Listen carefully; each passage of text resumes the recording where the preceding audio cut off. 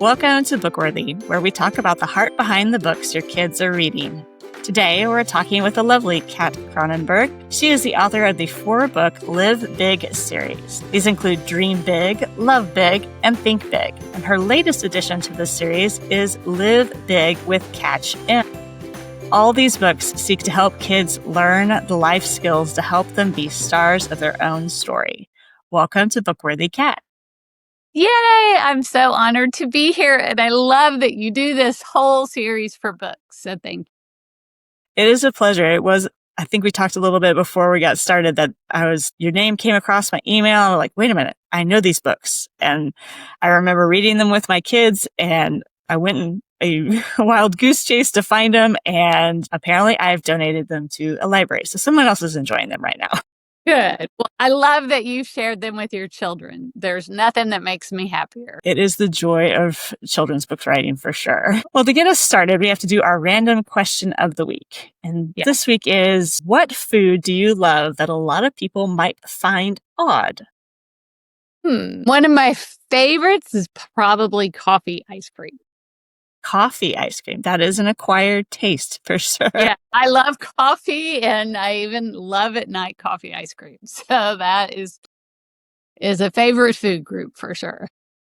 That was a favorite of my grandmother's, and it was like the only place I would get coffee ice cream was her house. And it was just one of those like, I don't understand why this is, but it's ice cream, so we're going to eat it. Yeah, and it tastes really good.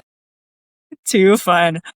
Kat, I loved going to your website and finding out a little bit more about you and your books. But I think because your mission and your books are so intertwined, we're going to play this interview a little topsy-turvy for most of our listeners. And We're going to start with where your writing journey began.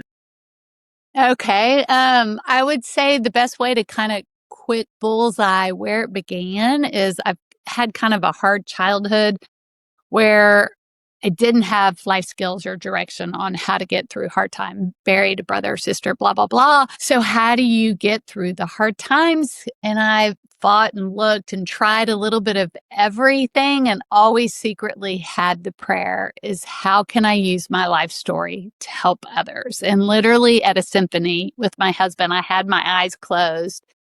God, divine inspiration. It was definitely God for me, but that I got whacked over the head that, Kat, you were meant to write books about the power of a smile to help kids and people of all ages live their best life. It was kind of a bridge between the heartache and the joy of life. A U-shaped bridge is what I call it. So for me, it's the divine light of Christ. It's the cross, but a smile and a little bit of stardust can be anything for anybody.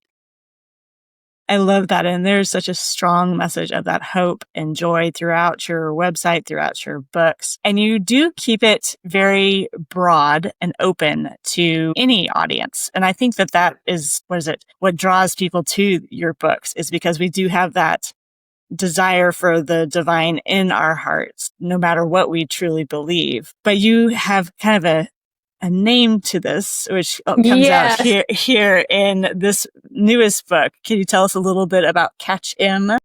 Catch Him. So it's kind of crazy. These books have had a life of their own. I think they were already in the ethers and were in the world. And it took me a while to find him because he, in my first 3 books, is shown in the artwork and in the back matter and on my website. And there's a famous scientist, Carl Sagan, that says that we're all made of stardust, that we all have this little precious gift inside of us. So we've already stated it's, for me, the divine light of Christ, but it's kind of a fun scientific fact that I can share with anybody from any place. It's universal, and it's something I think we all know. We look up at a night sky and feel connected to each other and something bigger than us, that we all belong here. So Catch Him was in all 3 books and in the back matter. And then he kind of woke me up about a year ago and was like, I want my own story. So he woke me up at 4 for about a year, and he just came into the world August 26th. Catch Him came to live in all of our hearts. So I love that. And it's one of those kind of, when I started reading the book, seemed a very big shift away from your African themes and great characters, but he really did take a life of his own. And then you kind of fall into the African Savannah that we've come to love in your books. Why was the African Savannah such a big part of your story creation? That's a great question. Albert, I'm a big studier of people, especially people that have gone before me and that I find wise and kind of heroes of their own story. And one was Albert Einstein. And he says, if you look deep into nature, you will understand everything better. And you kind of read through the Bible or just kind of look at research and history. Animals came before people. And so I think there are teachers. They've taught me a lot. And I think Africa is where animals started. So my boys and I started researching animals and had so much fun. So we use the real science of different animals. Like a flamingo is born white, then it turns gray before it turns pink. So it's in the story Dream Big, a baobab tree, one of the characters in Think Big, can be thousands of years old and they're hollow on the inside. So we use that reality in the book Think Big of why he did that to do good in the world. Or Dung Beetle is one of my favorite, and he's a hero in Love Big. And then in my newest book, we did cheetah because kids have always said at all my school visits, I always ask kids what's one of their favorite animals, and they've said cheetah. So he finally made it in my fourth book. It does seem like Katchen's journey is kind of coming full circle in this last little book. And you even got to take Katchen with you to Africa recently, didn't you? Yeah, that was great. Yeah, you obviously follow social media. Yes, Just it was a trip planned way before this book. So I had a real quandary. My publisher gave me the date. We were going to be out of town. I was like, do I switch it? Do I not? And I just said, family first. We're still going on the trip. I'll still keep the date. And then I got there and I was like, I have the best audience in the world of African animals. So I'm like showing all the animals my books. And it was an audience I was not expecting to have and could have had more fun watching animals in real time with my books, sitting in the little vehicles, having the time. It's a magic world, Africa is, and animals. So it was very fun. In the pictures on social media, it looked like you and your family were having a blast and that you kind of did get to see that wonder and magnificence. It gets lost in, the cityscape a little bit. Yes, I forget really easy. So it's my books remind me, and getting to go again was just, felt very blessed. Well, tell us a little bit about the inspiration behind writing these books. You talk about the symphony and God telling you to help make that bridge between hard and good, but kind of what pushed you past that ever-present hurdle in writing to say yes. Well, like I said, I was at a symphony, and it whacked me over the head. I wrote it down. I was probably 40 at the time, never met an author, knew nothing about writing a book, had never even considered writing a book. So I wrote it down, stuck it in a drawer, and really tried to ignore it. And so it just had, like I said, had a life and wanted to be in this world. I just think there's something about these stories, at least for my heart, that really speak to getting to your yes, to celebrating life and to living big and becoming the hero, the star of your story. So it just kept tapping me. And my kids were young. They're now 24 and 26, but they were young, pre-K and probably kindergarten at the time. So we would go to the library. I met my first author and she says, to write, you need to read. And I'm like, well, I can't really afford books. She's like, duh, go to the library. So we would go to the library and just get stacks and stacks of books. So books before, my kids saying, I like this, I don't like this works, this doesn't work. Those were my inspirations to kind of figuring out how to bring all, that's when we knew animals were going to be in it. After reading so many books, it had to be animals. Then we found Africa. So it was a stair step of inspiration. I love how you did that with your family, that they were a part of that journey with you. Because I think even with my boys, it's been fun to watch them watch me struggle and persevere and keep trying and keep doing. And it's been fun to watch them explore this world of writing and publishing with me. And it's taught them a lot as much as it's taught me. No, I think they live with us, so they have to invest. Like they're kind of on the roller coaster, whether they want to be or not. And so it's been magic. And watching them because mine are older than yours, they are now chasing their dreams. So keep doing it because it's really fun. They expect the roller coaster because it's just part of it for any of Yeah. us. If we're honest, none of it's a straight line. I think that's one of those lies that our culture feeds us, is that you get to a certain point and it all goes smooth. And that's just not the way the world works. And I think teaching our kids at young ages that, we always have to keep working. We always have to keep learning. We always have to keep striving, not for something better, but to seek our purpose and where we're at and to be a light in wherever space we are.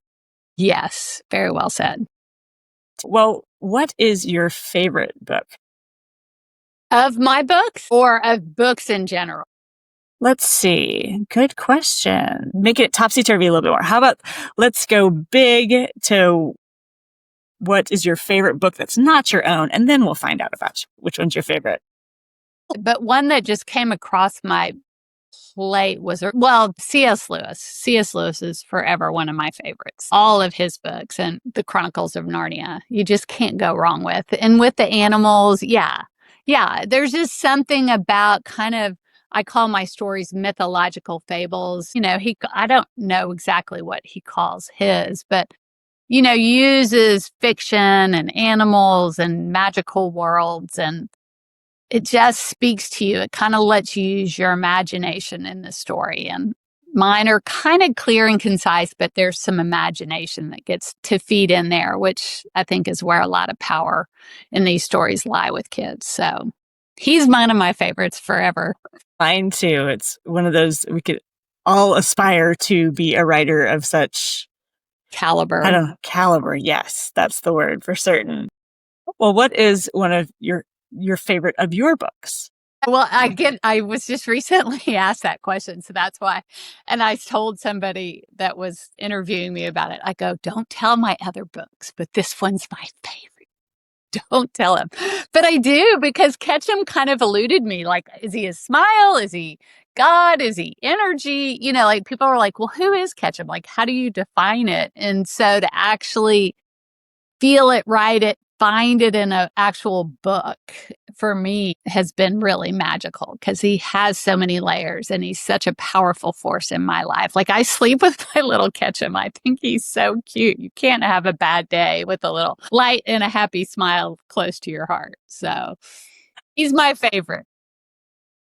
But it's really neat to see how you've watched Ketchum throughout the book. So it's not just this one character that's just taking your heart. He's been with you the whole time, kind of showing you that he was ready to shine. And I love that encouragement that gives not just kids, but the parents reading them too. Well, and then the hard thing to figure out, like on the side of each of my books, dream big, love big, think big are kind of secrets, 1, 2, 3. And it didn't turn out quite the way I wanted because it's bold and these are not bolded, but it's the infinity symbol. So it's supposed to be 0, 1, 2, 3. So he's the start and the finish. Does that make sense? And the number 8 is the infinity symbol. So you've read the book. You can kind of figure out when you read the story where the 8 comes in and the wonder that light and love always win. So, and create wonder in our life. I love that. It was the infinity symbol is something me and my kids love to find and point out and talk about. And we had a fun conversation once of like, what is infinity times infinity or divided by, or it's like subtract? Like we were trying to like put infinity in a math equation. And it was just like, my husband thought one thing. I was like, no, infinity has no end, no matter, you can't subtract from it. You can't add to it. And it's just a fun concept to help kids understand the bigger world we're in. Yeah, the scale of what love and light and all of it can really be. It's quite whoa. Yes, trying to gather that all into one little symbol for certain. Now, Ketchum kind of goes on his own little journey in this story. He starts out really confused and a little worried before he discovers his spark. What made you want Ketchum to kind of go on that journey rather than starting with Starlight in the beginning?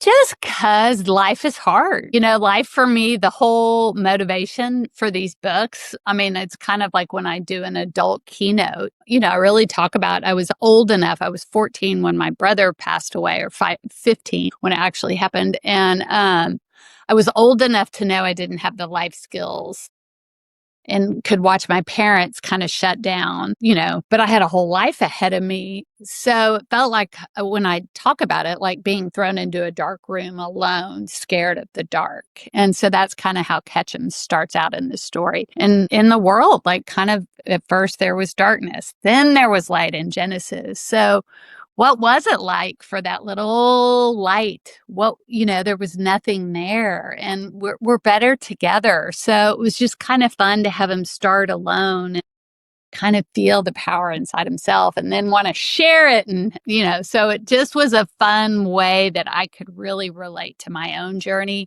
and maybe help kids understand that no matter what, we've all kind of had that moment where we felt alone in the dark, even this beautiful bright star. So, I love that makes it very relatable to any kid, no matter their background, no matter what their life stage or life situation is, because we've all been in that place where things seem overwhelming and confusing and unknown. And Ketchum's journey really kind of teaches like, okay, I can decide how I yeah. handle this. I don't have to let these voices decide for me. And I think that is such a powerful message to give young kids that you're doing with these books. How have you seen that impact kids in your school visits? It's so fun. There's just nothing better to see a kid holding my book. One of my favorites was actually at a foster home, and they were going to just put me with the younger kids. And I said, well, let me try the older kids. This is actually when I first started out. And I hadn't really done much. And they're like, it's a picture book. It might be too young for them. And I'm like, let's just try. Like, it's just fun. And I'm telling you, I shared Dream Big, and this little 12-year-old girl was bawling. And I gave her a book, put her name in it. She's like, you mean I can be a scientist? Like, she had never even heard that she could chase her dreams, that she could do things. And that has stayed with me ever since. It's what keeps me motivated. It's just those kids kind of like me at 14, where I was dark and alone and didn't hear a lot of positive things, that it just to see, I mean, I could go into a dozen more stories of just, that little bit of light, that little bit of hope that we all need at different times. A book or whatever it is can give it to them. And for me to see my books actually give it to them is what it's all been about for me. That's Yeah, amazing. little girl keeps me motivated. That's sweet and a good reason to continue to work and aim to communicate these great messages to kiddos. Now, Kat, what can we expect next from you? So I always think I'm done. I didn't expect this book, and it's already become clear I'm meant to write a workbook. It's called a playbook, where you can kind of internalize and really consciously choose your yes and your light, and that bridge, that little smile every day to getting to your best life. So it's a playbook journal, and it's not clear yet if it's for kids or adults, or if it's more than one. I can kind of see the kid one, but I really kind of want something that a mom or a teacher could sit with the kids. So we'll see. I mean, they have a life of their own, and I have to write them 100 different ways. I'm not that person that just sits down and writes one. I have to write it 100 different ways. So it's a journal slash playbook, and it hasn't quite revealed if it's for kids, it's for everybody, or it's more than one. So I love that you have that ability to cater it for a certain age group, but it definitely is a message that goes across all ages for all of us, because no matter what stage of life we're in, we all need to be reminded that we have the power to choose joy and a smile. Well, Kat, where can people find out more about you and your books? Yay! My website's always a good spot because there's tons of resources, which is my name, Kat with a K, Kronenberg with the name, katkronenberg.com. And there's a blog post that has 1-minute videos, or a YouTube channel with 1-minute videos that we did during COVID that take you through all of the activities, how to build dream boards, Young Beetle's doo-doo game, what do you do with the doo-doo dilemma, animal fact sheets, how to write your own animal story based on the hero's journey, just all kinds of fun resources so these kids internalize this message. Or you can find it at any major bookstore, Amazon, Barnes & Noble, Target. So they're everywhere. But my YouTube, my social media is kat.kronenberg on Instagram. And that's a little bit of everything. We'll make sure to have those links in the show notes so people can find you easily, because I know I enjoyed going through your website myself and finding all the different resources and gifts you have for your audience for certain. Yes, and catch them's on my website. And you can get a little Live Big Hero cape too from my website. And I always tell kids, once they read all 4 books, they get to be the hero of their story. So they get the cape. That's fun. And I know I have some kids that always take the chance to wear a cape. Yeah. We all need a cape every once in a while. Gotta remember that, don't we? Well, Kat, thank you so much for joining me today. Thank you. What a joy to meet you. And I so appreciate what you're doing. Books matter. So thank you. Thank you. It is my pleasure. And thank you for joining Kat and me on this episode of the BookWorthy Podcast. Check the show notes for any books or links we discuss, and let us know in the comments what food you love that a lot of people might find odd. Be sure to subscribe and leave a review to discover more great books together. Happy reading!